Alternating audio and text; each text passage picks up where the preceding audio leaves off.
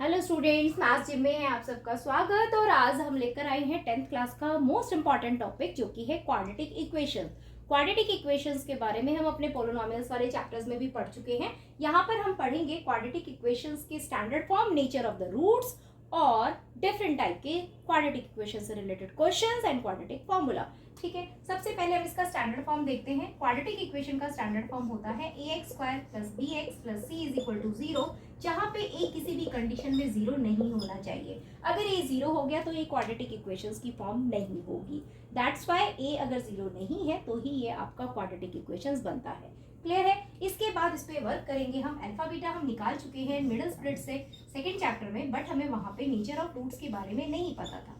यहाँ पे हम पढ़ेंगे नेचर ऑफ रूट्स। ठीक है, अभी नेचर ऑफ रूट्स क्या होता है? सबसे पहले आपको एक डी निकालना पड़ता है। डी होता है डिस्क्रिमिनेंट। डी की फुल फॉर्म है आपकी डिस्क्रिमिनेंट, राइट? ये डिस्क्रिमिनेंट का फॉर्मूला क्या होता है? That is B square minus 4ac। You know that जो आपका x का कॉफिशिएंट होता है वो b होता है, x स्क्वायर का कॉफिशिएंट आपका a होता है एंड c मतलब कांस्टेंट टर्म होता है। तो इट मींस आपको d निकालना है b स्क्वायर माइनस 4ac की हेल्प से। और यहाँ पे नेचर ऑफ रूट्स डिसाइड करेगा। अगर आपका d ग्रेटर देन 0 आ जाता है तो इसका मतलब real and distinct two roots है, टू डिस्टिंक्ट रूट्स। ठीक है, अगर ये आपका इक्वल टू 0 आ जाता है सेकेंड कंडीशन, तो आपका real and equal roots, that is the nature, यानी कि alpha and beta both will be equal. And the third condition, D अगर आपका लेस देन 0 आता है, यानी डी की वैल्यू अगर नेगेटिव आ जाती है, तो real roots are not exist. वो क्वाड्रेटिक इक्वेशन तो होगा बट उसके जो रूट्स होंगे रियल रूट्स नहीं होंगे, real roots are not exist. Clear है? तो ये आपकी तीन कंडीशंस है जो कि आपके नेचर ऑफ रूट्स को शो करती है। विदाउट सॉल्यूशंस आप चेक कर सकते हैं कि आपका नेचर ऑफ रूट्स किस तरीके का होने वाला है। क्लियर है? इसके बेस पे कुछ क्वेश्चंस कैसे पूछे जाते हैं वो एक दो एग्जांपल्स ले लेते हैं, फिर हम आगे बढ़ेंगे। 10th क्लास का ये मोस्ट इंपॉर्टेंट टॉपिक है और इससे क्वेश्चन जो पूछे जाते हैं उसी टाइप के क्वेश्चन हम आज डिस्कस करने वाले हैं। ठीक है, जैसे आपका एक क्वेश्चन हमने लिया है, फाइंड द वैल्यू ऑफ के। आपका दे रखा है equation 9x square minus 3kx and question plus K equal to 0 has a equal roots. कह रहा है ये इक्वल रूट्स है और आपको बताना है अननोन क्वांटिटी जो कि आपका के है उसकी वैल्यू क्या हो सकती है। तो हम क्या करेंगे, हमें पता है इसके इक्वल रूट्स गिवन है, तो d इक्वल टू क्या होगा 0। d मतलब b square minus 4ac equal to होगा 0। a यहाँ पे आपको दिख रहा है 9 है, b आपको दिख रहा है माइनस 3k है और c आपको दिख रहा है k। x को छोड़ के जो भी उसके साथ मल्टीप्लाई हो रहा है वो उसका कॉफिशिएंट है साइन के साथ, तो माइनस 3k आपका b है। अब यहाँ पे b आ गया आपका माइनस 3k इसका स्क्वायर, a आपका 9 और c आपका k इक्वल टू 0। ये आ गया आपका 9k square minus 36k equal to 0। यहाँ से 9k कॉमन ले लीजिए, k माइनस 9 को हो जाए 36 इक्वल टू 0। 9k को 0 के इक्वल रखे तो k आ जाएगा 0/9 यानी कि 0। और अगर k माइनस 4 इक्वल टू 0 है तो k की वैल्यू आ जाएगी 4। तो ये दोनों ही वैल्यू एग्जिस्ट कर रही है k के लिए, तो k की दो वैल्यू आ जाएगी। अगर एमसीक्यूज में पूछा है तो आपको वो आंसर क्लिक करना है जिस पे आपका 0 और 4 दोनों ही लाइक कर रहा है। तो ये दो आंसर्स हो गए, बट ध्यान रखना है इस क्वेश्चन में अगर k यहाँ होता, 9k यहाँ लिखा होता तो k की वैल्यू 0 एग्जिस्ट नहीं करेगी। क्यों? क्योंकि वो हमारे क्वाड्रेटिक इक्वेशंस को क्या बना देगा, 0 बना देगा और ये क्वाड्रेटिक इक्वेशन नहीं बन पाएगी। एक इसी तरह का क्वेश्चन लेते ताकि आपको क्लियर हो जाए कि मैं क्या कहना चाह रही हूँ, कि दो वैल्यू निकलने के बाद भी आपको k की वैल्यू कब 0 और 4 दोनों ही रखनी है। उसकी कंडीशन ये है कि ये आपके 0 और 4 दोनों ही वैल्यू सेटिस्फाई करेगी। बट एक क्वेश्चन लेते हैं जिसमें आपको पता चल जाएगा कि 0 सेटिस्फाई क्यों नहीं करेगा, क्योंकि आपको पता है पहले ही स्टैंडर्ड इक्वेशन में मैं लिख चुकी हूँ ax square plus bx plus c is a quadratic equation standard form but a not equal to 0। तो जैसे एक क्वेश्चन इन्होंने दिया है kx,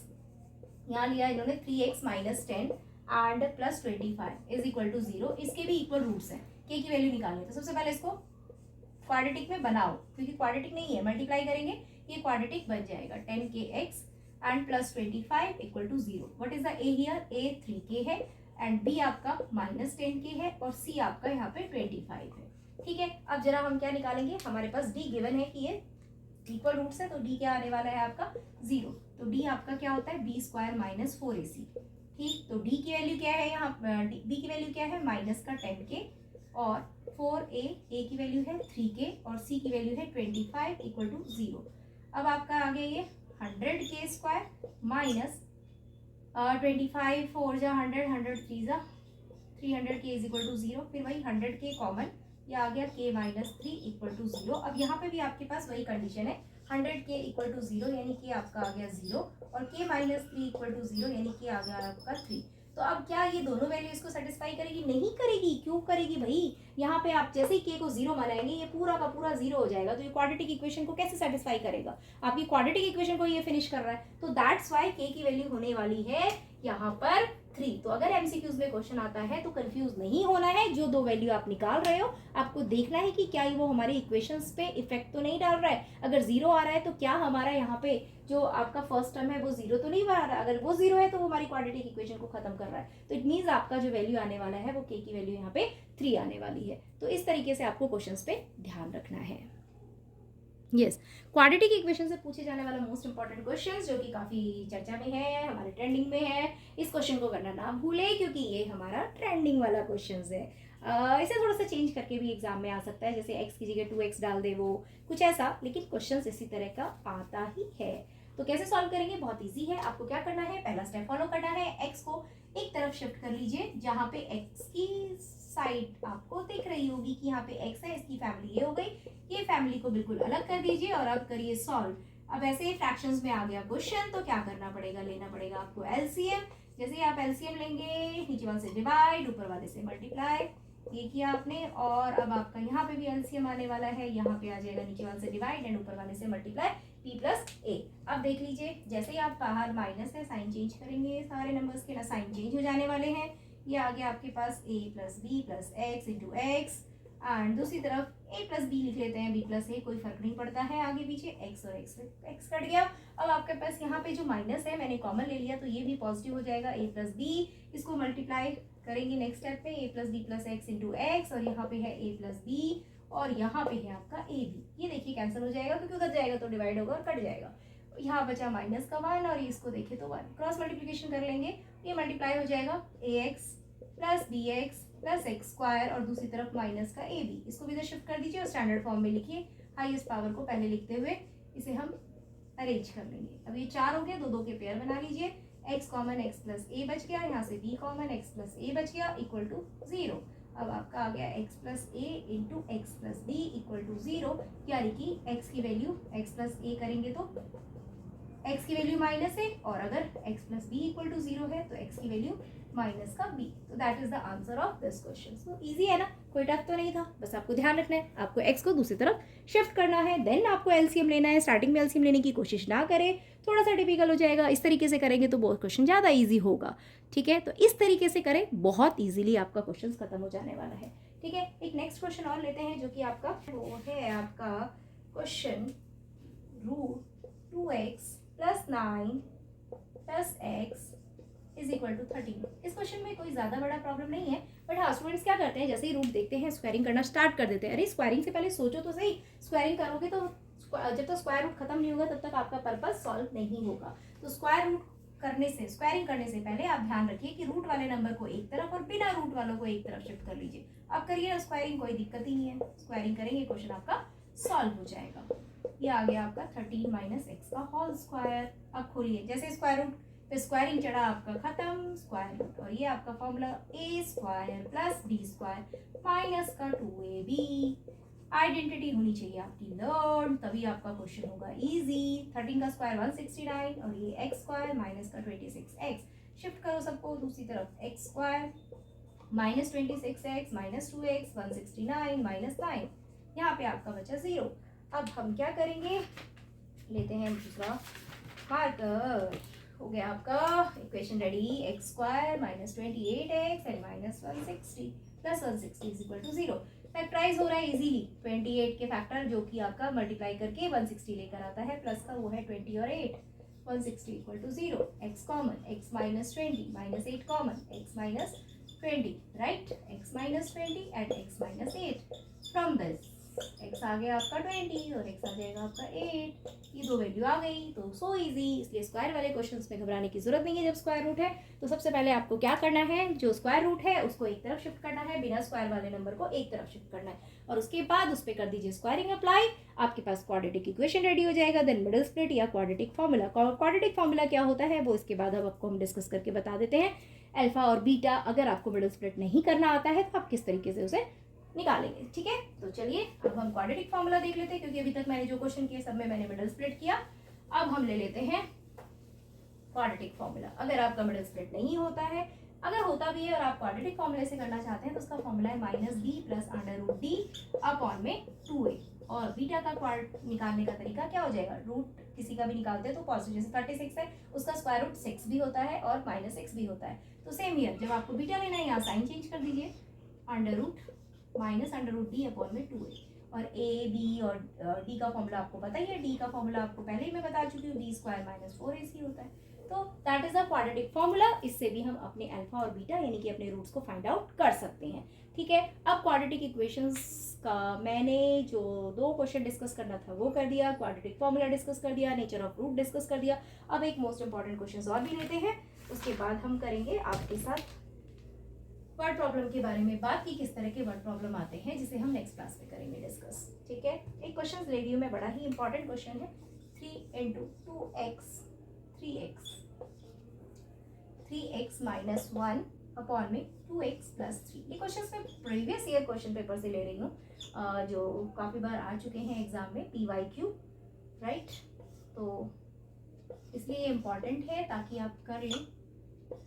3x - 1 क्लोज है ब्रैकेट एंड = 5, ये दे रखा है आपका। कंडीशन इज देयर कि ये 0 नहीं हो सकता, ये 0 नहीं हो सकता, ये सब चीज़ें हैं।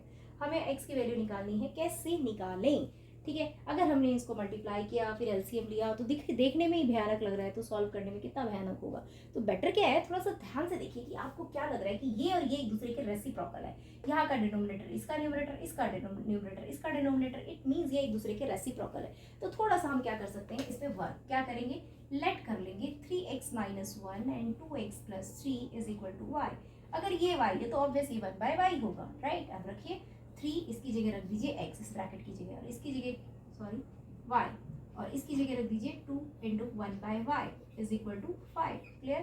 अब आपका एलसीएम लेना पड़ेगा क्योंकि आपका नीचे y आ गया है। Take the LCM now, y LCM आ गया 3y² माइनस का 2 = 5। Cross multiplication 3y² - 2 = 5y, 3y² - 5y और -2 = 0। अब आपको मिडिल स्प्लिट करना है या क्वाड्रेटिक फॉर्मूला जो मैंने आपको सिखाया है, आपकी मर्जी, ठीक है। यहाँ मिडिल स्प्लिट इजीली हो रहा है, 3 × 2 = 6, 6 के ऐसे फैक्टर जो प्लस माइनस करने पर -5 लेकर आए, तो वो है आपका -6y और प्लस का y। माइनस का 3 और 2 से भी होता है, लेकिन 3 और 2 जब मल्टीप्लाई करोगे -3 × -2 तो प्लस का 6 आएगा, हमें -6 चाहिए, दैट्स वाई -6 और +1 लेना है। 3y कॉमन, y -2, यहाँ से +1 common, y -2 = 0, y -2 and 3y + 1 = आ गया आपका 0। y की वैल्यू 2 आ सकती है और y की वैल्यू -1/3। अब हम इसे बारी बारी, क्योंकि हमारा तो इक्वेशंस x में था तो हमें x में आंसर निकालना है। क्या करेंगे, आपका सॉल्यूशन आ गया है इजीएस्ट वे से। अब हम क्या करेंगे, x जो y आपका आया है वो यहाँ पुट कर देंगे। 3x - 1 2x + 3, पहले हमने रखा यहाँ पे 2, क्रॉस मल्टीप्लिकेशन करिए 4x + 6 = 3x - 1, 4x - 3x and -1 - 6, x = -7, x की वैल्यू आ गई -7। अब दूसरा आपका क्या पुट करना है, आपको 3x - 1 अपॉन 2x + 3 की जगह -1/3। अब इसमें क्रॉस मल्टीप्लिकेशन कर लीजिए, माइनस का 2x माइनस का 3 9x - 3, ठीक है। अब माइनस का 2x माइनस का 9x -3 + 3 -11x = 0 and x = 0/-11, it means that is 0। तो इस तरीके से अगर आपका क्वेश्चन थोड़ा सा भी घुमा फिरा के आता है तो उसमें रिलेशंस क्रिएट करने की कोशिश करिए। जैसे मैंने यहाँ रिलेशन क्रिएट किया कि एक दूसरे के रेसिप्रोकल है, तो हम अगर एक को लेट करते हैं तो दूसरा उसका क्या हो जाएगा, रेसिप्रोकल, और इजीली क्वेश्चन में क्वाड्रेटिक इक्वेशंस बन जाता है। तो इस तरह के यूनिक आपके क्वाड्रेटिक इक्वेशन से क्वेश्चंस आते हैं। इसके अलावा जो वर्ड प्रॉब्लम है उसके बारे में हम नेक्स्ट क्लास में डिस्कस करेंगे। इस क्लास में आपको इतना ही करना है और इन तरह के क्वेश्चंस की आपको प्रैक्टिस करनी है। नेचर ऑफ रूट्स पे आपके जो क्वेश्चंस बन रहे हैं वो, और ये जो डिफरेंट टाइप के स्लॉट्स में क्वेश्चंस आ रहे हैं वो। तो प्लीज़ अगर आपको क्वेश्चन समझ आया है तो लाइक करना ना भूलें, कमेंट करना ना भूलें। अगर आपके डाउट्स हैं आप कमेंट सेक्शंस में लिख सकते हैं कि आपको किस टाइप के क्वाड्रेटिक इक्वेशंस के क्वेश्चंस चाहिए जिस पे मुझे वर्क करना है और आपको समझाना है। और अगर आप चैनल पर नए हैं तो सब्सक्राइब करना ना भूलें। Bye bye.